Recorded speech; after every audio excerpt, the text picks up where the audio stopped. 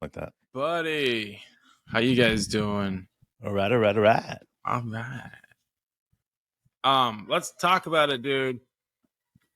This is the time of year where we're looking toward the season, and we realize that we have some decisions to make. Sure. Seems like every year now we have more players than we have roster spots. Hmm. And one of the perceived ways we could move forward is, I don't know, not the biggest fan of the conversation all the time because I think it gets lost, like some of the nuance of it. But let's talk about a trade, bro. A trade to get better. How do you feel about a trade? So, what do we talk? Let's just put up the parameters first of all, and let's talk about, like, are we talking about a all-star player coming back? Are we talking about MVP coming back? Not necessarily. Okay, so we're talking pre-all-star player then, like an What are we? all-star caliber player, but hasn't broken through to the all-star, right? Yeah, I would say on his way up because of the age of our team. Sure. Okay, Yeah. so under 25, an all-star level player, but maybe hasn't broken through. Okay, so I'm looking at like this, man, is that like if we're talking about a player like that, for now, what it would cost right now would probably be three or four first round picks to guaranteed to get it. Guaranteed. We've got 15 over the course of 7 years or 8 years. So let's just count that down. Are we willing to essentially give one draft pick a year to get a superstar on our level? This is where I struggle with this, and I truly want to say this in the most meaningful way, is because I look at our draft picks as draft assets to move up into the draft, right? So anytime that we're sitting at a position like at 12, or we got a 25th and we want to move up into the top 10, how are we going to do that? Trading some of the picks that we have now. Are we willing to roll the dice when we haven't proven what we have done what we can do right now, without another player next to Shea that's a superstar type level? Are we willing to gamble on that at this point of our this Thunder's time period? I don't know if we are, man, because I don't know how this team is going to set up. I look at this, and I've said since day one, I feel the Thunder should only trade when we are sitting out in the Western Conference Finals and we can't make it through. We just keep on running up against that Western Conference Final shelf, like then we make the trade to help us get over that hump. But we don't know what we can do right now, so it's hard for me to say, yeah, let's go for a trade. Let's go leverage some of our first round draft picks to hopefully get a player that can pan out into our system. So, all right, there are two players that I think I think embody this argument right now, and I think over time it could be, I think it could expand into a couple more, right? I think, say a couple of years ago, if you had said Zion Williamson could be available, Sure. people thought we should trade Shea for Zion. Okay, I never was one of those people, but now people think Zion's completely has no value. Sure. Okay, and I think that is also a misstatement.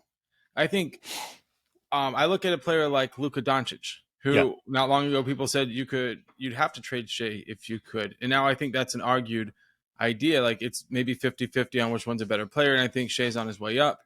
But say you could get one of these players for, say, 5 picks and a collection of players that were going to be borderline roster players. Sure. Mitchich, Trey Mann, some guys that we like, but mostly resetting Dallas's future. And let's just say you're assuming that no other team can really put as many picks on the table or wants to at this moment for a player who has a limited time left on their contract. So all of those things are on the table. Why wouldn't you be willing to take on a player, even like a Ben Simmons, who 3 picks maybe gets him, and then it costs you nothing really out of your core, right? But all of a sudden your upside is much greater. Like, I understand that we're like, oh, well, we should go through Western Conference, finals failures before we go to the finals. But if you added Luka to this team, if you added a healthy Zion, and maybe the plan for Zion is like, hey, 40 games a year. That's all you need to play, but let's just make sure they're part of the playoffs. Like I get that people be like that would be terrible for our our locker room and our mentality. So those are the two examples I can think of, but there's always a guy like say Paul George, who when he came available, right? It was like our team wasn't good enough. People can't blame Paul George for not leading us to a championship. It wasn't his fault. So I think like if you were in the spot where there's a disgruntled superstar who's still young enough and they have a good attitude and you can put down more picks than anybody else and help that team get to a reset, yeah, I'm for it. I don't think that it could necessarily throw things off. I really don't. I think no more than Chet would necessarily come in and throw things off. And I don't see that happening because I think the way that we play is such a free-flowing style of the game. Like it's beautiful. So maybe I'm the only one, bro. But I don't think you are. I think there's a lot of people that are saying that, like, getting a trade and doing a trade is smart. I want to throw this out there on, the most respectful way possible is because like, what's up, Unc? What's up, OSU? What's up, Matthew?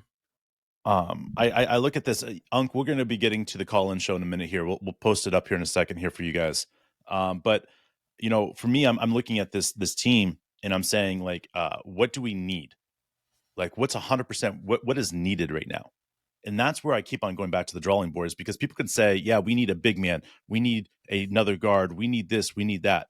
My point about that is that what do we really need? Like, how do we know what we really need at this point with these guys? We don't. Well, why? Because these guys haven't gone out and played all together yet. But I'm talking like as we approach the trade deadline.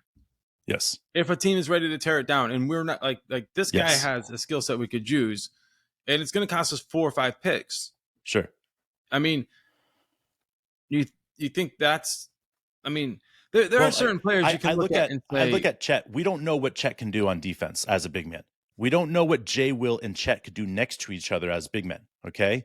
We don't know what J.R. Ree's going to be able to do. We don't know if Garuba is going to be on this team. You know, so there's the big man. Then we go guards, right? We don't know what Trey Mann's up to right now. We don't know. And this can go down to of understanding exactly where the drawing board is. I'm glad that we're having this discussion because I don't know what's best for the Thunder. I could sit here and say, I think that holding on to the draft picks for another year or at least 6 months and then redefining what's going on at that point would be smart. But that's February time period. And doesn't mean I'm right. Imagine if Paul George is available. I mean, we don't have another 6'8" small forward who can defend that high of a level and shoot the ball from behind the arc. Like, I wouldn't say you would look at a guy like Paul George and be like, yeah, his skill set would be redundant. It might create a log jam, but like he's probably, I mean, not the Paul George that's with the Clippers now, but the Paul George that we traded for back in the day.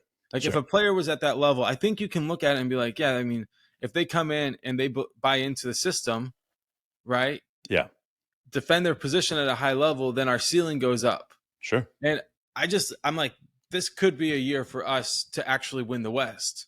Like, I really believe that. Like, there's an opportunity here. And I think it's going to come from a team who's deciding to hit the reset button. Sure. And they, new ownership, new management, whatever, they're ready to go. And there's going to be an opportunity to pick up a player that it's going to be expensive. But if Lauri Markkanen is a good example of like limited players on our roster who truly possess that skill set. Franz Wagner, another player. I'm not necessarily saying like there's one player, but I'm saying we should be buyers in this trade deadline this time. I agree, but I would love to see, if anything, like more so than anything, is Jay Will stealing a starting position away. Learning how to become that we need Jay Will on that floor. Like everybody has a player like that. That's a second rounder. You can look at Draymond Green that in a way is an enforcer in their own right. Jay Will is that enforcer in his own right. And I think that a lot of us want to, I was a big man growing up. I was a small big man, but we always want to look at and say, this is what a team needs. But I'm sorry, with Jay Will on the floor, we can go 2 big men or we can go a single big man. What's up, I think that's something we got to look at, like whether we need time to develop, like Matthew is saying, for the squad, or if this team just needs to understand what they can do. And I think that's the biggest thing that we're facing right now as an organization is like we've drafted all these players, we've got the coaching staff, we've got all this other stuff in place. Now it's just time to see what these young men can do. And if they can do something surprising and that's like, whoa, we weren't expecting that from Oklahoma City, then why add anything right now? Like if we're going out there and we're like, okay, we're one player away and this is the position that we need it from. Now we can go and say, we're willing to pay a couple draft picks for marketing or 3 draft picks, Laurie Markkinen or, Franz Ragnar or, whoever the fill-in person that we need at that moment, Right. I think about how Sam Presti went to the draft to pick up big men. And every draft, he was always trying to pick up a big man, like 6'10", whether it was Mitch McGarry or Ibaka or, he just kept on reaching for those big men because it was hard, But here with how we have been able to draft, we've got our big men, we've got our guards, we've got our depth, we've got our draft picks, we've got our young assets, we've got our veterans. And I just want to know what they can do. Like, flex your muscle, guys. See what's up. Okay, but let's just play this game a little bit more, bro. Last year we were talking about the idea that maybe we could get the Portland Trailblazers pick for Lou Dort. Yeah. Right? What if we could get Damian Lillard for a combination of picks in Lou Dort? Like are we in the position? Let's just say February. It's Michael Jordan's security guard. So like that. I mean, like, listen, I'm all for it. If we're sitting in a position in February and we're in the top of the West, and another West team's like, hey, listen, we're going to go get Damian Lillard, and we're like, yeah, no, we'll take Damian and we'll trade him to the East next year. See, I'm cool with that. You know what I'm saying? I'm down with that. I'm 100% down because then we take him out of the West hands and we don't let him go to a team like Phoenix or a team like, Lakers or Clippers.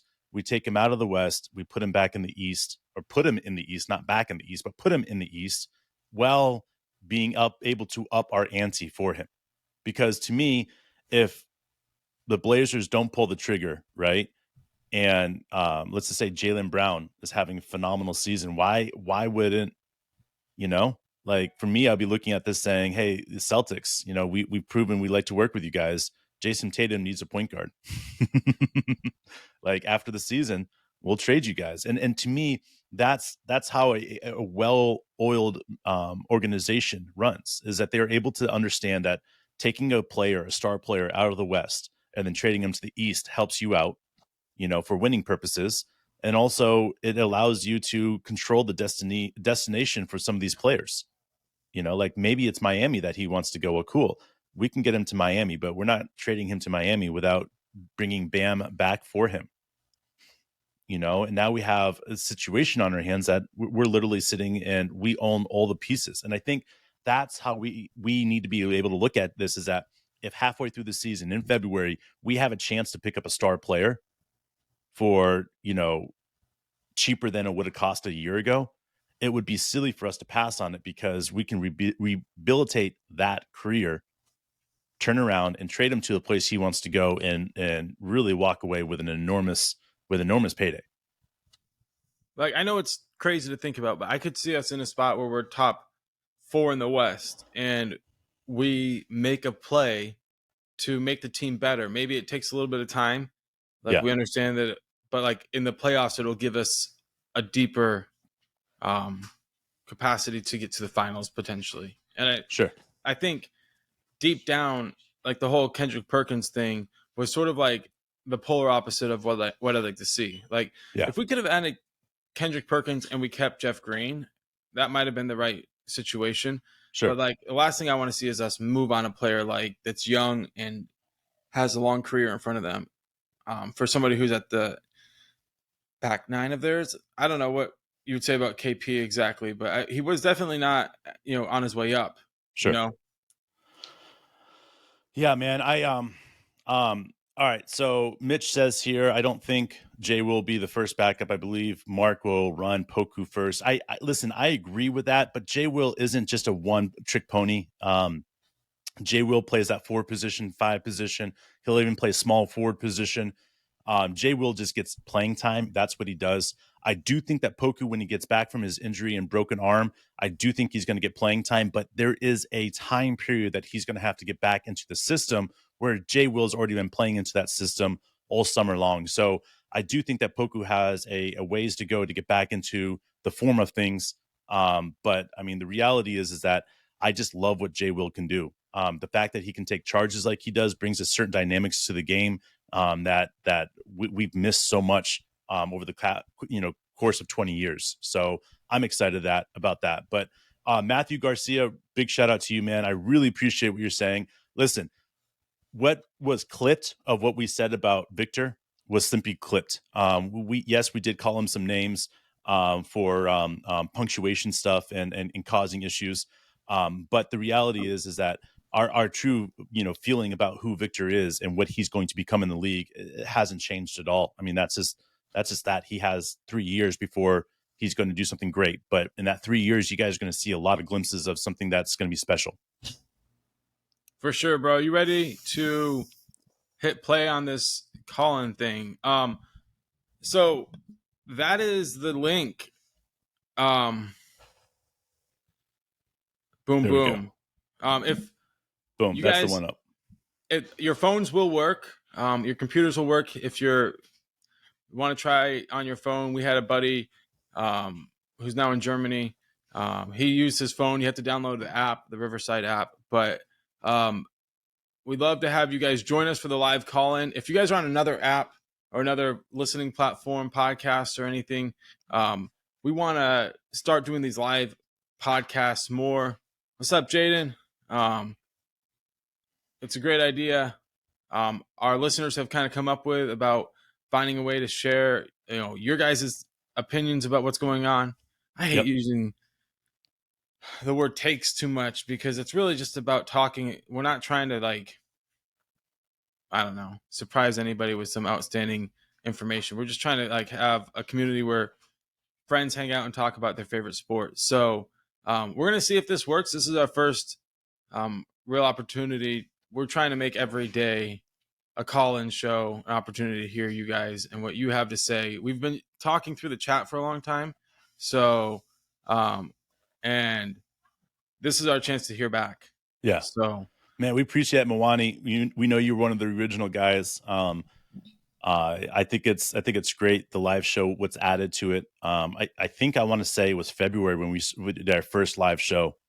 And it really changed everything, how we went from that point on, because we recognized that we were actually able to connect to you guys. And that was way more than we've ever had as far as watching games and different things like that. So that live aspect brought something. And then now we have this call-in, man. I'm so pumped up about this call-in, being able to talk to you guys and stuff like that. I'm excited about it, man. All right. I pinned that link. All right, cool. But anyway, dude, so who knows what's going to happen with this Poku versus Jay Will situation. Yeah. I do know Coach Daignault is really good at balancing things, and we want to make sure we have Poku healthy at the end of the season. So that's something that's really important. Well, Jay Will and I think, but I think that position, and I respect what Micah's saying here, or Micah. I respect what you're saying, and I want to echo it. Like, I do think that Poku is going to end up getting more playing time in the long run. But at this point, when he's getting back from injury, he's got an uphill battle to get back to normal. And I don't think anybody should ever be rushed back from injury ever. So with that being said, is that it might look top heavy for Jay Will getting more playing time than Poku in the beginning. But that, like Mark said, it's in order to get Poku to stay healthy all year round. And that's the biggest thing. Absolutely. So Jay Will showed durability. I was pretty impressed with how he came on stronger as the season went on. That's right. He's going to put a lot of pressure on everybody. And I think he's one of those players where his play style is contagious. So he's going to teach a lot of players how to take charges properly.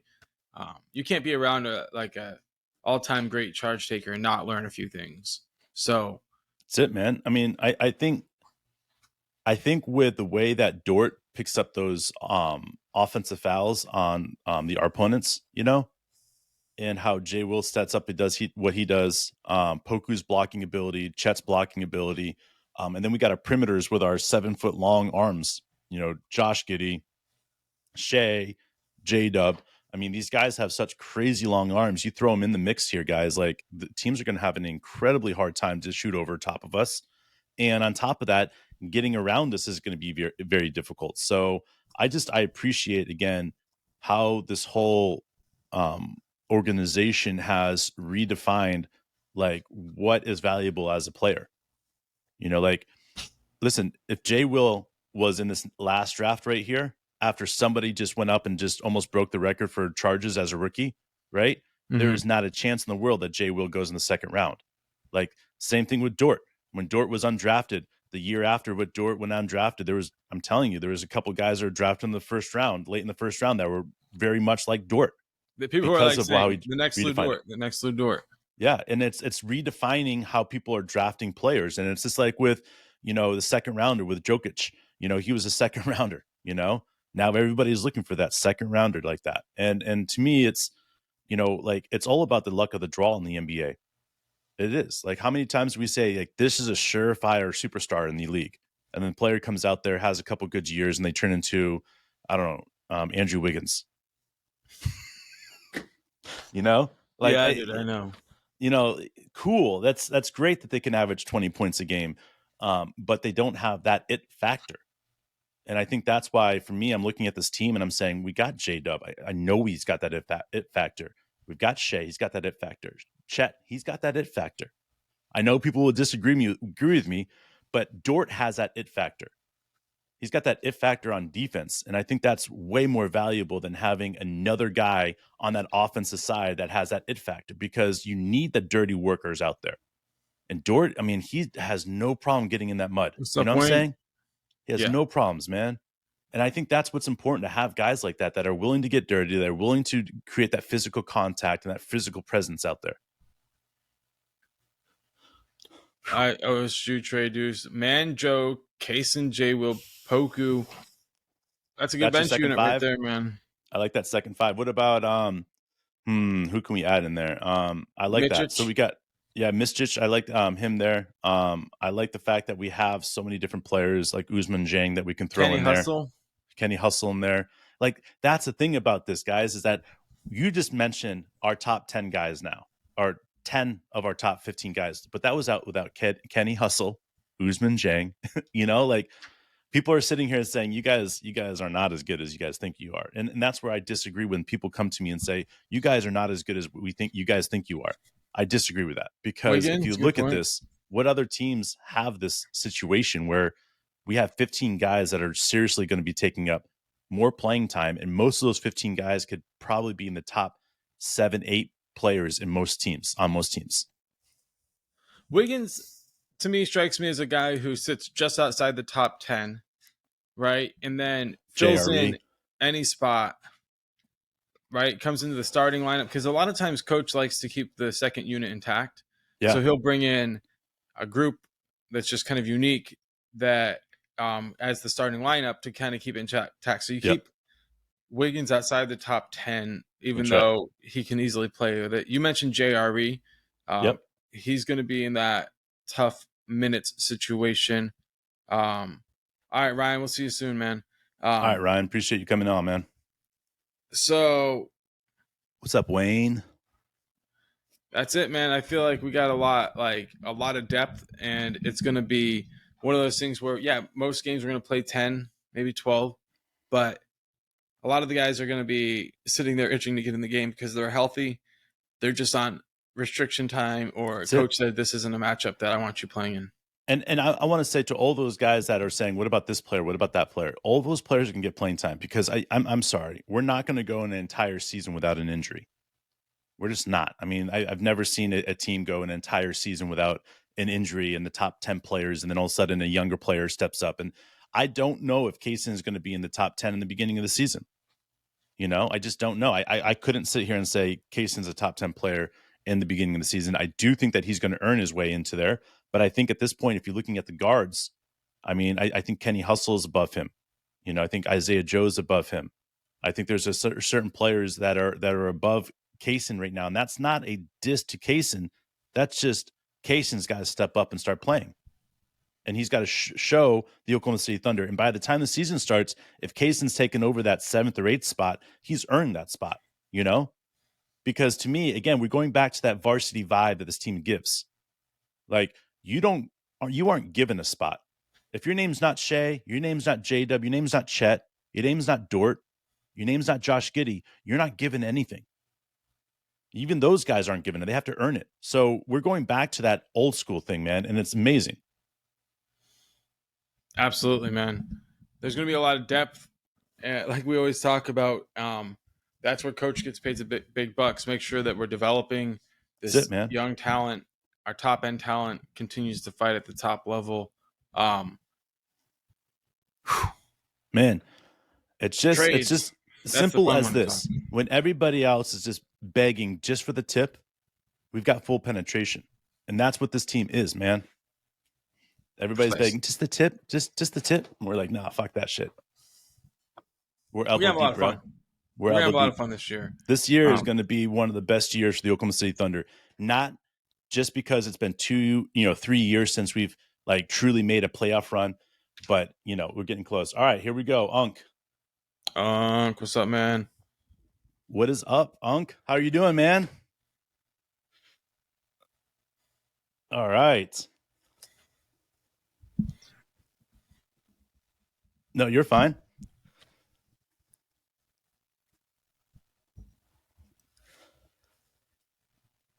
Man, we appreciate you.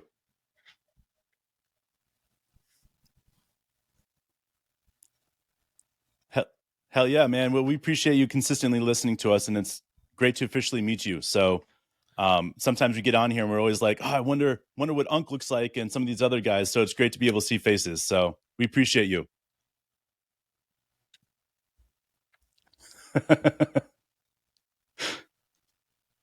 Great.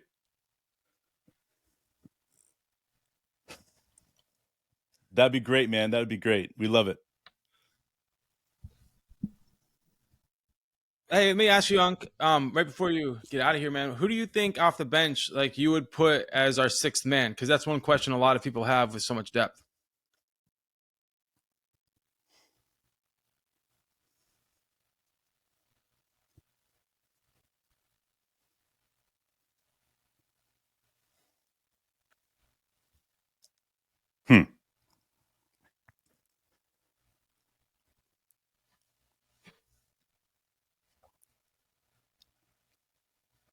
I like it.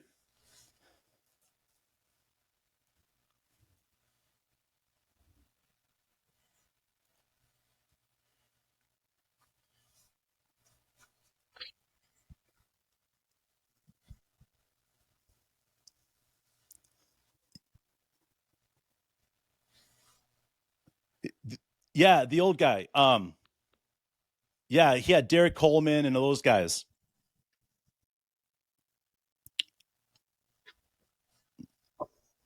Yep.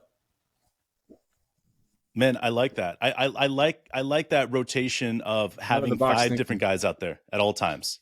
Like one thing I've noticed, like, is we've talked a lot about finding ways to have like 8 starters, 10 starters. You know what I mean? Like, so that's an interesting like solution. But like, I don't know how some of those guys would feel about coming off the bench, but we've seen that kind of be a problem in the past. I'd like to see any cool solution like that that's kind of out of the box thinking. So go ahead. I see a lot of people saying Isaiah Joe, 6th man of the year candidate. No,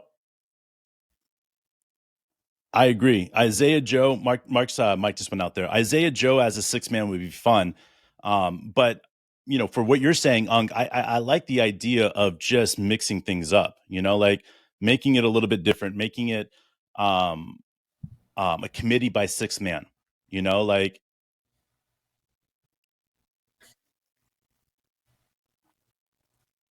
sure.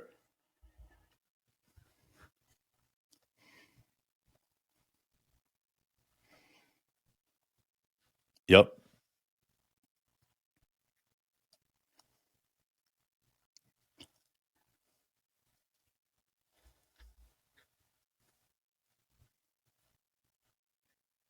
Sure. Yeah.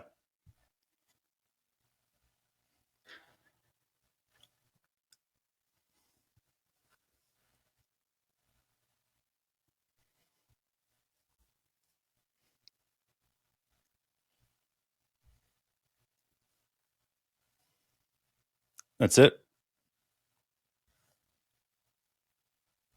Which I think is a huge thing to keep everybody healthy. And I Yeah. think, when push comes to shove, if you are resting guys every 5, 6, 7 games, where it's like maybe it's not a full game rest, but it's a half a game rest or a quarter rest, like it allows these guys to be able to go 75 games and stay healthy. And I think that's key for this team. So I agree.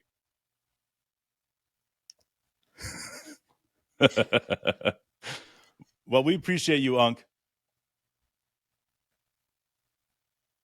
All right. Appreciate it, Unc. We appreciate it, man. Thanks, man. We'll see you soon. No, but I think this is a good idea when push comes to shove, Mark, is that the 6-man by committee, by switching it up, different starters. A lot of people did not like Coach Degnot's way of rotation for substitution. I Yeah, a was a lot of huge people fan of didn't it, like bro. that. I liked it because it was almost so sporadic that sometimes people are like, what is he doing? But I think what he's doing is he's taking what has been given to him as far as the numbers, as far as what it's people are seeing, and then what are the numbers in the AI side of the big game and where it's coming now. So I look at it and I say, Coach Degnot's done a great job to switch to a rotation of a starting lineup. Man, that's next level, and that would be something that would be amazing to see. Yeah, I think there's obviously like I think OSU Trade said it. It might seem like an insult to Giddy off the bench, Yep. and I think that's really the big challenge. Is like how do you blend like new analytics about staying healthy with like old school traditional, like this is what it means to be a starting point guard or a power forward in the NBA. Yeah. I think for a player like J-Dub, it's easy to say like he's got an NBA ready body and Sure. he's ready to take it to the next level. But to me, I find it really kind of fascinating to think like what his career will look like in 12 years if we can keep Sure. him healthy. I think he to me, he seems like Dwayne Wade level like legacy if he can just stay healthy and help us put up a few championships. So that's on the horizon for him. Will he reach that if he starts playing 82 games a season Sure. every year starting this next year? Like I question like the longevity of players. Like this is something that we kind of went at it a little bit with Spurs fans, although it was kind of like we were a little bit caught off guard because the Spurs like invented the idea of load management. Now, it seems to me like load management to the Spurs means like end of career load management, whereas like as Thunder fans, we're like beginning of career load management is we should be important. careful how we say this, though. We should, but I'm just saying like maybe this isn't something that the Spurs fans have thought about, but like we've seen the value of early career load management and how long that can help to lead players' careers to be. Sure. And I just think that that's like we were kind of surprised because we thought that the Spurs were the ones who invented that, and we're like, oh yeah, Sure. we all agree on this, and it was like, well, no, not necessarily everybody and a lot of agrees on Spurs- early career load management. And a lot of Spurs fans were saying stuff like Victor has said he's going to have a spectacular year and he's going to come out and have one of the best rookie years. And you can have one of the best rookie years and only play 50 games, 45 You could games. totally do that. It could be the most impactful in those 50 and that's games. what I hope the Spurs do, just because I want Victor to have a lifetime. All right, so real quickly before Mawani says it was Eric Musselman, Unc was actually referring to Nolan Richardson. He was a coach there for 20-something years in Arkansas. Derek Coleman, 1993, I think they won the championship, 95, whatever it was. I thought they had Coleman a hell went of a to year. Syracuse, dude. What? I thought Derek Coleman went to Syracuse. I mean, Coleman. I'm thinking they had a really good team. Big Arkansas man. I can't even think of the big man. They kept making it. They were like, they scored crazy numbers, and they would make crazy. it to the Final Four. This is what he did. He would run the 5 guys in, and then he would put his bench 5 guys, and then he would put his next team in, and they would just run team after team after team. And again, having that type of mentality is cool. So Unc, good job. That was a hell of a name to pull there. Pretty baller. Very, very cool. Well, let's see what Jaden said. I have a theory. We don't need any 2024 draft picks, maybe one. Yeah, We have to dump some good players this year. Why not package them for a really good young player like a Hero or Miles Turner? sure. That level trade. Jaden, I agree 100%. I think um, picking the right guy, asking ourselves like, is there a player that doesn't have a redundant skill Hmm. set? Now, I'm a big fan of Hero, like you, Jaden. It seems like, but you start talking about Tyler Hero around Thunder fans, and Sure. it'll be like, honestly, it's like somebody brought up Will Harper. Yeah. Will Will Harper, Harper. legend of Will Harper from last episode Yeah. or whatever, Dave. No. Tyler Hero's got game. Yeah, and I think that's the thing is that like if we're just patient and we're just sitting in that position of saying, hey, we're willing to help any team that looking for a trade to get this player, like we're going to be sitting in a position to be able to get a player like Tyler Hero, like why? Because we have draft picks that teams want, like and guys like Tyler just not going to be expensive. They're just not like this whole change of the way the NBA is being played is everybody's starting to focus on the draft, and they should be. And now all of a sudden they're saying, how do we get rid of these bigger contracts of these semi, good players? How do we open up space for our team to be able to get better? So that's where a team like the Oklahoma City Thunder, who's saying we just need a shooter or we just need a defender, we get somebody for cheap. And that's like what Unk is saying right here. Like, not that Giddy never starts, just that once in a while it change up the lineups. Um, Finding different ways, like you're saying, Dave, to give more opportunities so that you don't have like traditionally you could only have 5 starters, and therefore if those 5 guys were the only people who could really be satisfied with their role on the team. Sure. And if you're like, we're going to open it up to 7 starters, and we're going to create rotations where different players are starting in different ways, and now all of a sudden every player feels like they're somehow involved in this, and then you can have like it's a common theme for Thunder fans to be fearful that we have too many good players. Or too many How do you draft picks. balance that? How too many draft picks? Like you got to find a way to like go non-conventional. Sometimes like great teams will have, oh, this 6th man is our secret weapon off the bench, and then like a Jamal Crawford or my favorite player growing up, John Starks, would kind of buy into those roles, and they would be the spark plug off the bench. Sure. Like we need that, but like, and that's big time Isaiah Joe Sure. type thing. But then on the flip side, you need to find a way where you're not just like 5 players in the 6th man. Like, so who knows what the solution is? I think Coach Dagnall is one of the more innovative young coaches in this league. So it's going to be fun to see the solutions that he comes up with. Well, and I think that's the exciting part about what Coaches D has to do is that he's going to earn his new paycheck. That's what I want to see. I want to see him how to figure out how to do this, because if he can do it right, I mean, it's on. If you can't do it right, then we got to push the reset. And that's something that we don't want to do. We're too far into this rebuild. And I think this is the thing where we're sitting is that, like, in the past, if a player like James Harden or Russell Westbrook didn't pan out, it would have stunted our organization completely. Unlike any other time in the Thunder history, we're set. If a player like J-Dub goes out and, knock on wood right here, but tears his ACL and doesn't get to play another chance in the NBA, or at least for the Thunder, right? How bad is that going to hurt us? It's going to hurt us. I'm not going to sit here and lie, but we'll be able to have that next man up mentality because of how deep we are. We're going to feel his pain leaving, but we'll be able to cover down. I mean, the same goes to Josh Giddey. The same goes to Chet. The same goes to, Shea. Like, this team is designed for the next man up mentality because injuries are inevitable. And if we just plan for it and we go for it, things will be good. And that's why I'm excited about this team, man. We've got so many different structures and so many different ways to go about what we're doing. And I can't say it enough, man. The Thunder Hey, Milani said, go ahead, Dave. I'm sorry to cut you off. Go ahead. The Thunder are going to rewrite how to rebuild in 2 years, because this is a whole new next level.